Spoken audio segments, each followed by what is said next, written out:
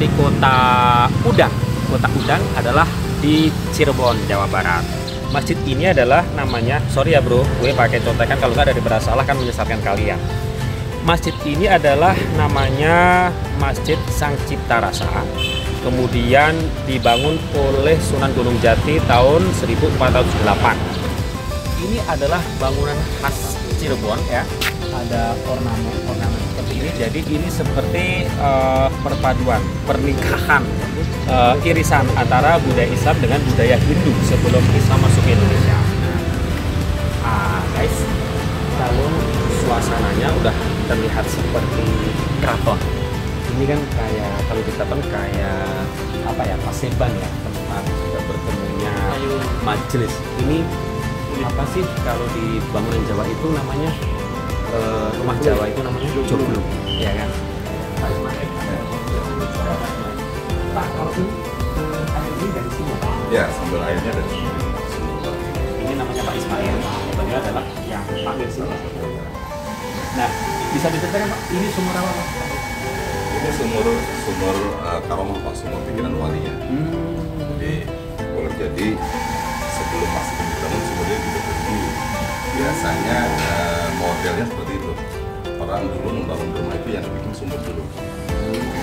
Sama sebelum dibangun sumurnya, karena untuk berbagai keperluan. Bro, itu filosofi hidup yang nomor satu. Jadi ketika ada air itu kan kunci sumber kehidupan. Kalau kita bikin rumah nggak ada airnya, lo mandi pakai apa? Nah, ini berarti air dari sini dialirkan ke sini. pH-nya 8. Itu berarti di atas minuman kemasan yang paling tinggi pH-nya, yang kita katakan isotonik, bagus untuk olahraga. Tapi dengan ini masih the best lah ya. Dan elektrolitnya juga tinggi. Kalau nggak salah, kemudian mineral juga tinggi. Jadi kalau buka puasa, baiknya minum ini, kemudian sama kurma sudah cukup ya untuk mengembalikan ini. Yang pertama merendahkan diri di depan Allah, yang kedua antre dan pelajaran sabar. Antre sama sabar itu kayaknya blended Pak ya, barengan ya.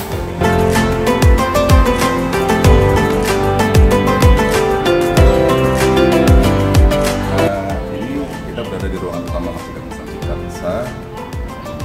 Bisa dilihat di sini banyak sekali keunikan yang mungkin tidak sama dengan Masjid Sang Cipta Rasa. Karena ini satu-satunya di dunia. Betul, betul.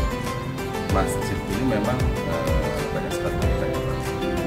Salah satunya dari sisi namanya tidak menggunakan bahasa Arab. Oke, betul, sangat keren. Kemudian dari bentuk bangunannya, kalau Bapak lihat di depan, betul, tidak sama seperti Masjid Bandar. Kayak di Timur Tengah ya. Sama sekali. Kayak keraton. Di sini tidak ada orang Islam ya. Tidak Oh iya, orang Islam. betul. Kita nggak guys, coba bisa dikeliling Mas Oleh. Nggak ada lafal-lafal atau asmaul husna atau kaligrafi. Ada polos ya, polos nggak ada. Mungkin ada filosofinya Pak ya. Di sini. Oke. Itu simbol dari kerajaan Majapahit yang beragama. Hindu saat itu ya. Oke. Nggak ada bintang sampingnya sama sekali Pak itu. Oke. Kemudian di sini tidak ada lembaga. Ya. Simbol-simbol Majapahit, kalau apa itu kebesaran apa ya, panji-panji kebesaran keraton itu kan seperti ini ya. Dan agama Buddha dengan naga itu identik sekali Pak. Betul. Jadi naik memang ringan. Mic-nya 5, tetapi yang azan itu 7 orang. Ada simbol apa Pak? 7 orang.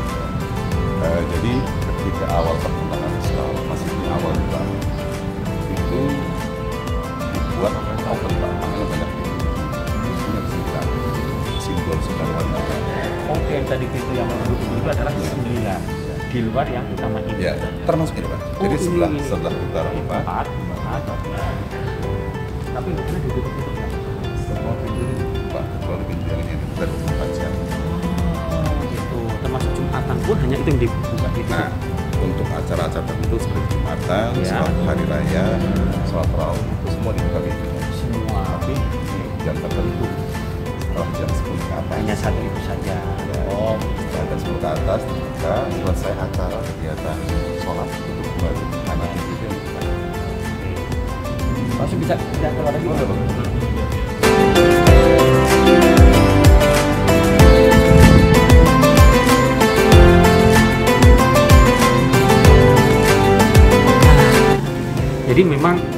ini juga ada filosofi bahwa kita itu ini juga untuk ngecek bahwa kita sehat atau tidak. Betul. Setuju nggak? Ya kan? Betul. Kalau ada asam uratnya, ada rematiknya, ada asam lambung, pasti pada saat bungkuk itu ada something, sesuatu yang kita rasakan. Nah, pada saat bungkuk itu kita nggak ada, kita rasakan berarti kita sehat. Beduk ini beduk namanya beduk Cimangir. Cimangir, beduk Cimangir. Cimangir. Ki Mangir, oh Ki, nama orang. Ya. Ki Yusuf, Ki Gusful, Ki Aloy, Ki Regi. Ki Mangir. Terus? Ini adalah pemberian dari Syekh Kuro. Syekh Kuro. Karawang. Kerawang. Ini adalah salah satu alat penanda untuk masuknya waktu sholat. Ini memang kita sudah Ada angkanya ya? Bayangan, cuma nanti kalau pas jam 12 itu ini nggak ada. Ini bayangan ini nggak ada. Jadi ketika ini bayangan ini nggak ada, itulah jam pas matahari itu ada di tengah-tengah. Di mana waktu itu diarahkan untuk sholat sunnah mutlak. Betul. Kita harus menunggu beberapa, Zawal. ya beberapa sudah ada kelihatan bayangannya lagi. Bayangan artinya matahari sudah tergelincir ke arah barat. Baru jadi Al-Quran 30 juz nanti cari di Google ya.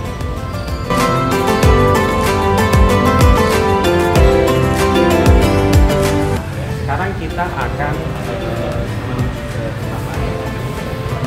Mudah-mudahan Allah memberikan umur panjang dan kita bisa mengunjungi masjid ini lagi.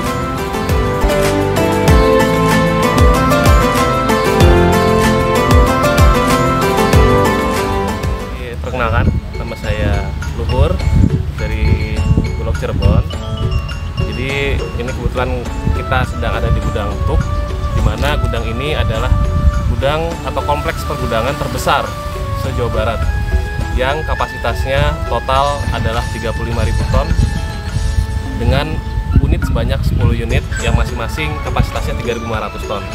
Nah, di sini selain kita menyimpan beras yang dari pengadaan dalam negeri, terutama dari lokal setempat, juga kita menyimpan beras impor atau luar negeri yang saat ini ada adalah beras Vietnam. Jadi di sini merupakan salah satu gudang sentral juga karena selain kapasitasnya besar, juga aksesnya sangat mudah dijangkau sebab terkoneksi dengan pelabuhan Cirebon yang saat ini sudah bisa melakukan pengiriman ke berbagai daerah atau provinsi di Indonesia. Di gudang ini sendiri kita punya standar-standar, salah satunya adalah kebersihan. Bisa dilihat kalau gudang Bulog standarnya adalah bersih, rapi, tumpukannya rapi, mudah diakses, mudah dihitung, sehingga tidak ada kesulitan dalam melakukan bongkar muat maupun penghitungan stok. Itulah salah satu kelebihan gudang di Bulog se-Indonesia. Hai guys, sekarang saya sudah bersama Pak Pimpinan Cabang, ya, Pak Pimpinan Cabang Bulog Cirebon. Seperti biasa, kalau saya silaturahim ke Bulog adanya adalah curcol dan curhat, ya kan. Tapi bang, itu harus kita dengarkan bro, karena kita melihat kinerja Bulog itu dari semua sisi, jangan hanya dari satu sisi saja. Jadi kalau beliau itu asalnya dari Makassar, kadang-kadang menyebutnya Rahmading, tapi kadang-kadang Rahmadin. Nah, yang penting beliau Pak Rahmat gitu aja. Pak Rahmadin, gimana? Apa yang mau disampaikan terhadap situasi perburukan saat ini? Silakan. Artinya kondisi bulog saat ini di sisi stoknya itu, stok kami yang kami kuasai sampai dengan hari ini masih sebesar 95.000 ton guys. secara operasional untuk wilayah tingkat jam.